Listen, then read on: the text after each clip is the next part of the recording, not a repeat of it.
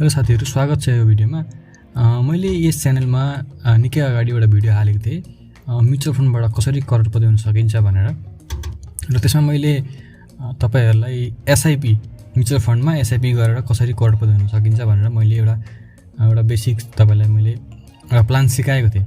र त्यस भिडियोमा धेरै जना साथीहरुले कमेन्ट गर्नुभयो र धेरै क्वेशनहरु पनि सोध्नु भयो। कसरी रेजिस्टर गर्ने, कहाँ गर्ने, अनि यसको प्रोसेस बताइदिनु भनेर निकै साथीहरुले कमेन्ट गर्नुभयो। त्यसैले म चाहिँ अब यो भिडियोमा चाहिँ तपाईहरुलाई त्यो कुरा मतलब यसको एसआईपी को प्रोसेस कसरी रेजिस्टर गर्ने भनेर सिकाउन गइरहेको छु। र त्यो प्रोसेस सिकाउनु भन्दा अगाडि म तपाईहरुलाई एसआईपी को बारेमा केही इन्फर्मेसन पनि दिन चाहन्छु।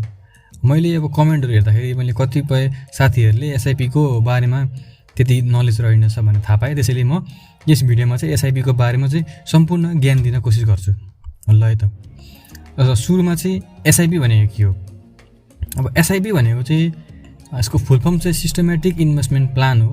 र यसको अब यही फुल फर्मबाटै हेर्न सकिन्छ, मतलब बुझ्न सकिन्छ कि यो चाहिँ कस्तो खालको हो भने यो एसआईपी मा चाहिँ हामीले मन्थली क्वार्टरली इयरली वा आफूले जुन प्लान सेट गरेको छ त्यो हिसाबले हामीले चाहिँ प्रत्येक महिना म्युचुअल फन्डको युनिट किन्नु पर्ने हुन्छ। र त्यो युनिट किन्नको लागि चाहिँ हामीले एउटा फिक्स्ड एमाउन्ट जस्तै 1000-2000 चाहिँ हामीले त्यहाँ सेट गरेको हुन्छौँ। र महिनापछि तपाईले चाहिँ त्यो 2000 इन्भेस्ट गरे बापत तपाईले त्यो 2000 मा तपाईले कति युनिट पाउनुहुन्छ म्युचुअल फन्डको त्यो हिसाबले युनिट तपाईले किन्नु पर्ने हुन्छ। तपाईले किन्ने भन्दा पनि तपाईको काम त सिर्फ पेमेन्ट मात्र गर्नुपर्ने हो 2000। तपाईको युनिट किन्ने काम चाहिँ फन्ड म्यानेजरले गरिदिन्छ। तपाईले 2000 हाल्नु भएको छ भने तपाईले 2000 बापत तपाईले कति म्युचुअल फन्डको युनिट पाउनुहुन्छ त्यही हिसाबले फन्ड म्यानेजरले तपाईको खातामा तपाईको डिमेट खातामा पठाइदिन्छ। त्यो हो एसआईपी को एसआईपी भनेको चाहिँ यो हो। र अब हामीले अर्को क्वेशन पनि छ, कसले रेजिस्टर गर्न सक्छ त? मतलब सबैले रेजिस्टर गर्न सक्छन् सक्दैनन्? सबैले रेजिस्टर गर्न सकिन्छ। र सबैले भन्दामा पनि डिमेट एकाउन्ट जसको डिमेट एकाउन्ट छ यो एसआईपी मा रेजिस्टर गर्न सक्नुहुन्छ। र अर्को क्वेशन के पनि छ भने जस्तै मैले अब 25 वर्ष 40 वर्षको लागि एसआईपी रेजिस्टर गरे भने मैले बिचैमा क्यान्सल गर्न मिल्छ कि मिल्दैन? बिचैमा क्यान्सल गर्न मिल्छ। र तपाईले 35 वर्ष राख्नु भन्ने 35 वर्षसम्म चाहिँ तपाईले इन्भेस्टमेन्ट गर्नुपर्छ भन्ने छैन। तपाईले बिचमा अब केही कथम तपाईले चाहिँ अब रोक्नु पर्ने बेला भयो भने तपाईले क्यान्सल गर्न सक्नुहुन्छ। र तपाईले एनी टाइम क्यान्सल गरेर तपाईले सेल गर्न सक्नुहुन्छ। यसमा तपाईको 35 वर्ष हालेपछि 35 वर्षमै चाहिँ लगानी गरेर राख्नुपर्छ भन्ने छैन। र यसमा अब चार्जेसहरु के छन् त? अब यसमा यही अब एनआईबीएल केही फन्ड म्यानेजरहरुले चाहिँ तपाईको चार्जेसहरु काट्दैनन् र यसमा पनि चार्जेस चाहिँ काट्दैनन्। तर त्यही हामीले शेयर किने जस्तो शेयर मार्केटमा शेयर किने जस्तो डीपी चार्जेस र सेवन चार्जेस चाहिँ यहाँ यसमा पनि लागू हुन्छ। र अब अर्को क्वेशन के छ भने कसरी किन्ने यसको शेयर, मतलब यहाँनेर कसरी किन्ने? अब अनलाइनबाट हुन्छ कि हुँदैन भन्ने क्वेशन आयो।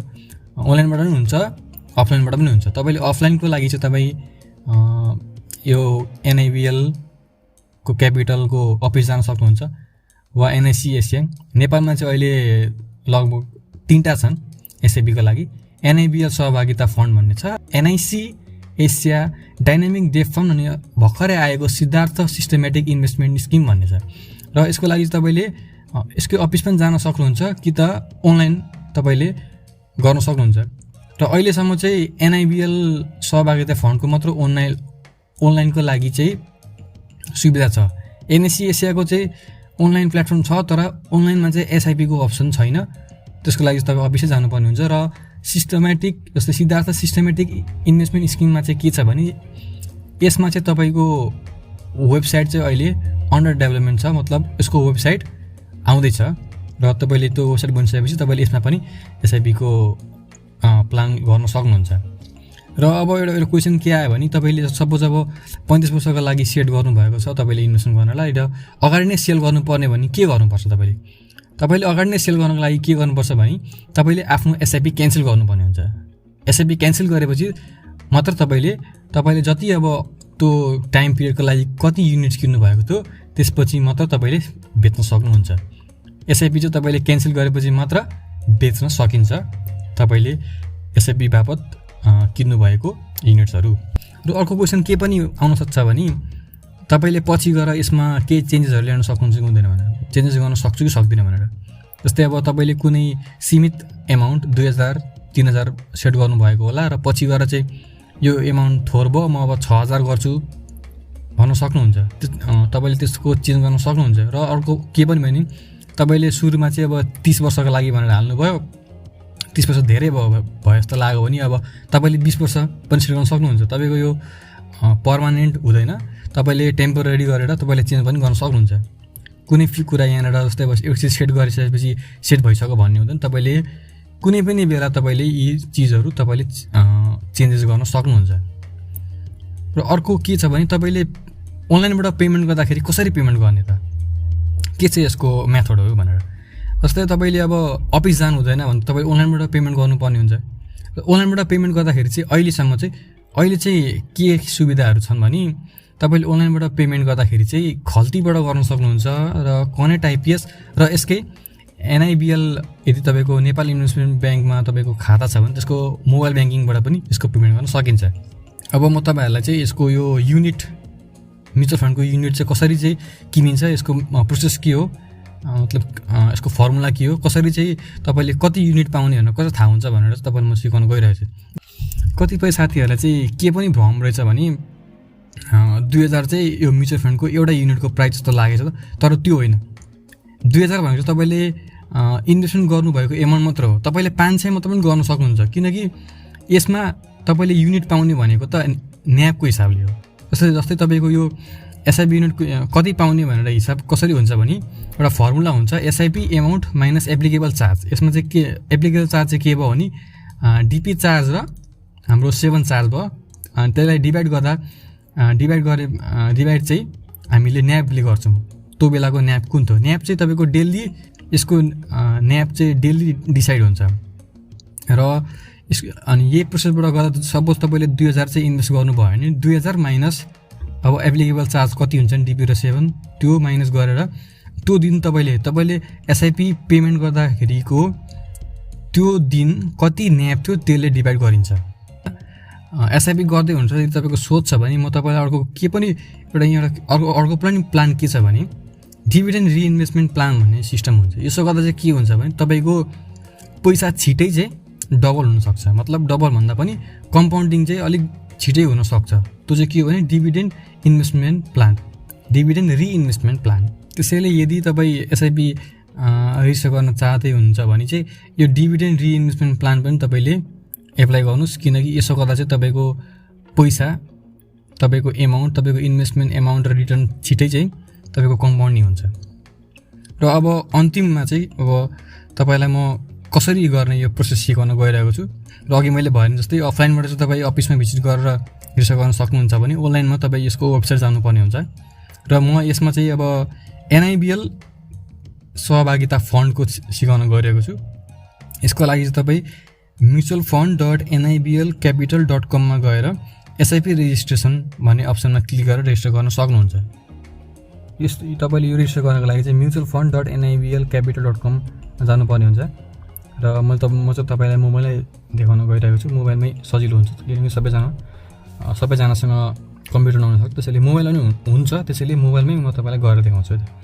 त्यसको लागि तपाईँ यहाँ गइसकेपछि यो माथिको 3टा डटमा थिचेर एसआइपी रेजिस्ट्रेसन जान सक्नुहुन्छ।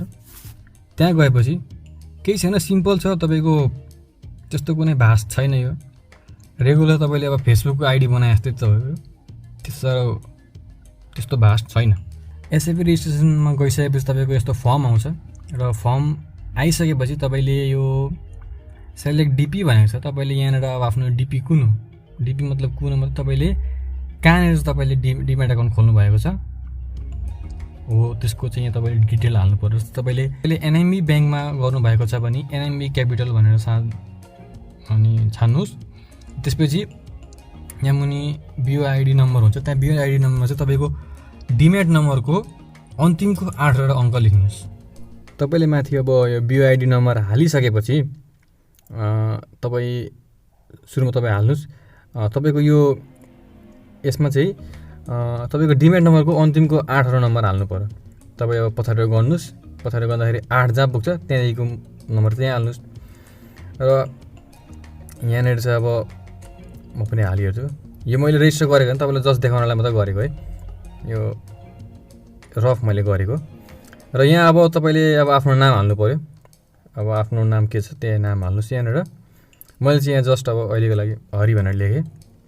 र यहाँ मुनि अब इमेल हाल्नुहोस् र आफ्नो इमेल एड्रेस हालिसकेपछि त्यो गेट ओटिपी भन्ने अप्सनमा तपाईँले क्लिक गरेपछि तपाईँको जिमेल एकाउन्टमा चाहिँ नि त्यो ओटिपी कोड जान्छ।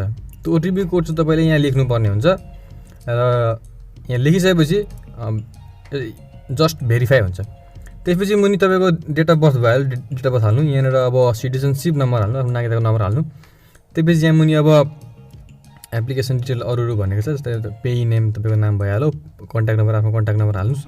र यहाँनिर एसआइपी इन्स्टलमेन्ट एमाउन्ट भन्ने छ। यहाँनिर तपाईँ अब मन्थली कति चाहिँ तपाईँ इन्भेस्टमेन्ट गर्न चाहनुहुन्छ त्यति पैसा लेख्नुहोस्। र सकेसम्म चाहिँ यहाँनिर तपाईँ थोरै एमाउन्ट लेख्नु जुन चाहिँ तपाईँले तिर्न सक्नुहुन्छ।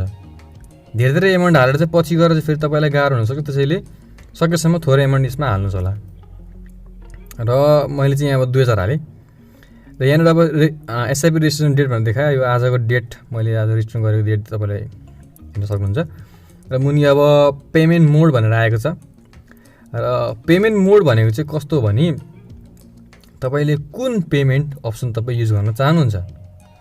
यहाँनिर 3टा छन्, कनेक्ट आइपिएस, खल्ती, एनआइबिएल, ब्याङ्किङ भन्ने। तपाईँले जुन पनि सेलेक्ट गर्न सक्नुहुन्छ र पछि तपाईँले पेमेन्ट गर्दा पनि जुन पनि सेलेक्ट गर्न सक्नुहुन्छ यी 3टा मध्ये। अहिले चाहिँ अब खल्ती युज गर्छौँ किनकि अब अहिले तपाईँले रेजिस्टर गर्दा पनि तपाईँले पेमेन्ट गर्नुपर्ने हुन्छ। त्यसैले अहिले चाहिँ तपाईँले कुनबाट पेमेन्ट गर्न चाहनुहुन्छ त्यही तपाईँले सिलेक्ट गर्नु होला। मैले चाहिँ यहाँनिर खल्ती सिलेक्ट गरेँ, प्रायः सबैको खल्ती हुन्छ, त्यसैले खल्ती नै सिलेक्ट गर्नु होला। र अर्को अब छ मोडल अफ एसआइपी। यो भनेको चाहिँ के हो भने अनलिमिटेड र लिमिटेड हुन्छ। अनलिमिटेड भनेको चाहिँ तपाईँले इन्भेस्टमेन्ट गर्दै जानुहोस् र कुनै समय तपाईँलाई अब यहाँभन्दा बढी गरिदिनु जस्तो लागेपछि तपाईँले क्यान्सल गर्न सक्नुहुन्छ भने। लिमिटेडमा चाहिँ तपाईँले अब कुनै एउटा टाइम अवधि तपाईँले तोक्नुभयो भने 25 वर्ष तोक्नु भएको छ भने 25 वर्ष पछि ठ्याक्कसँग अटोमेटिकली क्यान्सल हुन्छ। त्यसपछि अब यहाँ आयो एसआइपी इन्टरभल। यहाँनिर चाहिँ तपाईँ अब हेर्न सक्नुहुन्छ क्वार्टरली एनुअली छ। अब मन्थली सेलेक्ट गर्नु किनभने मन्थली नै बेस्ट हो। अब धेरै धेरै गर्छु तर एनुअली गर्छु भनौँ भने एनुअली गर्दा पनि हुन्छ, तर मन्थली चाहिँ राम्रो हो सिस्टमेटिक इन्भेस्टमेन्टको लागि। र मुनि टर्म्स भनेको चाहिँ तपाईँ कति वर्ष गर्न चाहनुहुन्छ। अब यहाँनिर तपाईँ जति पनि सेलेक्ट गर्न सक्नुहुन्छ। मैले चाहिँ यहाँनिर 35 सेलेक्ट गरेँ। अब यहाँ मुनि चाहिँ इयर कि मन्थ भनेको छ, अब हामी इयर हाल्छौँ किनभने 35 इयरको लागि भनेर। र यहाँनिर सबै लगभग भइसक्यो। अब यहाँ हामीले आफ्नो ब्याङ्क डिटेल हाल्नु पऱ्यो। ब्याङ्क डिटेलमा अब आफ्नो ब्याङ्कको नाम र एकाउन्ट नम्बर हाल्नु पऱ्यो। यहाँनिर थुप्रो ब्याङ्कहरू छन्, तपाईँको ब्याङ्क सेलेक्ट गर्नुहोस् र मुनि खाता नम्बर हाल्नुहोस्। त्यसपछि मुनि अब सिटिजनसिप र अन्य भनेर लेखेको छ। यहाँ के गर्नु भने सिटिजनसिप ले ठाउँमा तपाईँ नागरिकताको फन्ड कभर हाल्नुहोस् र अन्य ले ठाउँमा चाहिँ तपाईँको नागरिकताको पछाडिको कभर हाल्नुहोस्। त्यति गरिसकेपछि तपाईँको यो फर्म हाल्ने मतलब तपाईँको फर्म भर्ने प्रक्रिया सक्यो। तपाईँको रेजिस्ट्रेसन यतिसम्म मात्रै हो। तपाईँको अब के गर्नुहोस् भने तपाईँको अब खल्ती सेलेक्ट गर्नुभएको छ भने खल्तीमा तपाईँले अब 2005 तपाईँले लोड गर्नु पऱ्यो किनभने 5 रुपियाँ चाहिँ यसले अब पेमेन्ट गर्दाखेरि त्यो 5 रुपियाँ चाहिँ पैसा काट्छ यसले। तपाईँको टोटल चाहिँ 2005 रुपियाँ काट्छ। र यहाँनिर चाहिँ अब यहाँ तपाईँले सेलेक्ट गर्नु पर्दैन किनकि यो चाहिँ अब 10 लाखभन्दा माथिको इन्भेस्टमेन्ट छ भने मात्रै तपाईँले यो गर्नुपर्ने हुन्छ। यहाँनिर तपाईँ मुनि हेर्न सक्नुहुन्छ do you want to enrol DRIP भनेको छ। डिआरइपी भनेको चाहिँ अघि मैले भनेको डिभिडेन्ड रिइन्भेस्टमेन्ट प्लान हो, जहाँ चाहिँ तपाईँको डिभिडेन्डको एमाउन्ट पनि यिनीहरू इन्भेस्टमेन्ट हुन्छ। तपाईँको ब्याङ्क खातामा आउँदैन, तपाईँको त्यो एमाउन्ट पनि यिनीहरू इन्भेस्ट हुन्छ। यो गर्न चाहनुहुन्छ भने टिक लाउनुहोस् र प्रोसिड फर पेमेन्ट थिच्नुहोस्। प्रोसिड फर पेमेन्ट थिचेपछि तपाईँले खल्ती सेलेक्ट गर्नुभएको छ भने खल्ती खुल्छ र तपाईँको खल्ती आइडी र पासवर्ड माग्छ। त्यसपछि ओटिपी मागेर तपाईँको पेमेन्ट सक्सेसफुल हुन्छ। र पेमेन्ट सक्सेसफुल भइसकेपछि तपाईँलाई एउटा यहाँनिर तपाईँले स्लिप पाउनुहुन्छ। यस्तो खालको स्लिप पाउनुहुन्छ। यो स्लिपमा चाहिँ तपाईँको आज रेजिस्टर गरेको डेट अनि कति महिनाको लागि कति वर्षको लागि चाहिँ तपाईँले रेजिस्टर गर्नुभयो अनि कति इन्स्टलमेन्ट एमाउन्ट हो भनेर र पेमेन्ट मोडहरू देखाउँछ। यो चाहिँ तपाईँको एज अ प्रुफ तपाईँले फोनमा सेभ गरेर राख्न सक्नुहुन्छ। यसमा चाहिँ तपाईँको कम्प्लिट डिटेल देखाएको हुन्छ र तपाईँको स्टार्टिङ डेटदेखि तपाईँको कहिले इन्ड हुन्छ पनि यहाँ देखाइएको हुन्छ। ल साथीहरू, तपाईँले अब यो एसआइपी रेजिस्ट्रेसन गरिसकेपछि तपाईँ के गर्नुहोस् भने तपाईँ अब तपाईँको इमेलमा तपाईँको यो एनआइबिएलले इमेल पठाउँछ। इमेल पठाएपछि त्यहाँबाट तपाईँको कति युनिट रेजिस्टर भयो, कति युनिट तपाईँको त्यसले किनिदियो, मतलब एनआइबिएलले कति किन्यो भनेर त्यहाँ आउँछ। त्यो आइसकेपछि तपाईँले अब भोलिपल्ट त्यो इमेल आइसकेपछि तपाईँको एसआइपी रेजिस्ट्रेसन भइसकेपछि तपाईँ यहाँ फेरि आएर के गर्नुहोस् भने साइनअपमा थिच्नुहोस्। साइनअप चाहिँ किन गर्नुपर्छ भने तपाईँले अब एसआइपी रेजिस्टर त गर्नुभयो, पेमेन्ट त गर्नुभयो, तर तपाईँले अब अहिलेसम्म जस्तै अब कुनै टाइम पिरियड पुगिसकेपछि 3 वर्ष 4 वर्ष पुगिसकेपछि तपाईँलाई थाहा हुनु पऱ्यो नि त। तपाईँसँग अब जस एउटा ट्रान्जेक्सन त हुनु पऱ्यो, तपाईँले अहिलेसम्म कति तिरे, तपाईँले अहिलेसम्म कति तिर्नुभयो, कति इन्भेस्टमेन्ट गरेर भनेर तपाईँले हेर्न चाहनुहुन्छ भने तपाईँले यहाँ साइनअप गर्नु पऱ्यो। साइनअप गर्न पनि त्यति गाह्रो छैन। त्यो तपाईँले अघि रेजिस्टर गर्दाखेरि कुन डिपी सेलेक्ट गर्नुभएको थियो त्यो डिपी सेलेक्ट गर्नुहोस्। तपाईँको डिम्याट नम्बर यहाँ हाल्नुहोस्, डिम्याट नम्बर हाल्नुहोस् यहाँनिर, अनि यहाँनिर डेट अफ बर्थ हाल्नुहोस्, कन्ट्याक्ट नम्बर हाल्नुहोस्, युजर नेम। तपाईँको युजर नेम अब तपाईँ के राख्न चाहनुहुन्छ तपाईँ एउटा युजर नेम राख्नुहोस्। यो भनेको चाहिँ तपाईँको अब आइडी हो, तपाईँले आफ्नो हिसाबले यहाँनिर युजर नेम हाल्नुहोस् र इमेल चाहिँ त्यही अहिलेकै तपाईँको जुन इमेल आइडी थियो त्यही इमेल आइडी हाल्नुहोस् र त्यसरी नै गेट ओटिपी थिचेर तपाईँको इमेलमा ओटिपी आएको हुन्छ, ओटिपी यहाँ हाल्नुहोस् र यहाँनिर अब सिटिजनसिप नम्बर हाल्नुहोस्, सिटिजनसिप हाल्नुहोस् र तपाईँको भयो र मुनि सबमिट गरिसकेपछि तपाईँको यो साइनअप भयो।